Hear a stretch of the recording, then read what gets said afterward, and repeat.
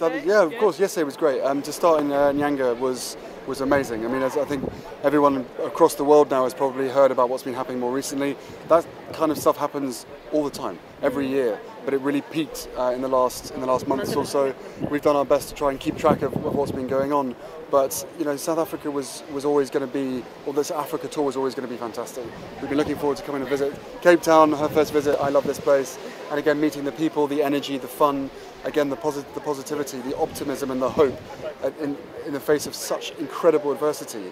There are young people and older people, men and women, trying to change what effectively has become the norm. And that's what needs to be celebrated. Uplifted by seeing that yesterday. Also, for both of you now, your roles as Commonwealth ambassadors, really reaching out to young people, is obviously so important for you both.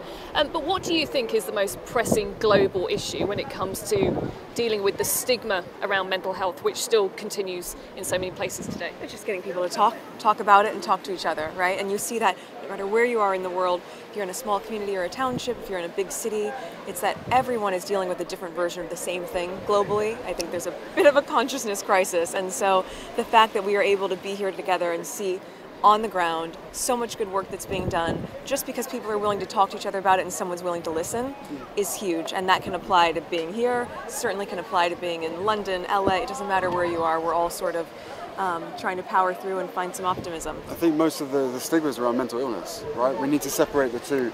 As my wife's saying about consciousness, there's mental health, which is every single one of us, and then mental illness, which could be every single one of us. But I think they need to be separated, because the mental health element touches on so much of what we're exposed to, these experiences that these kids and every single one of us has been through. Everyone has experienced trauma, or will likely experience trauma at some point during their lives.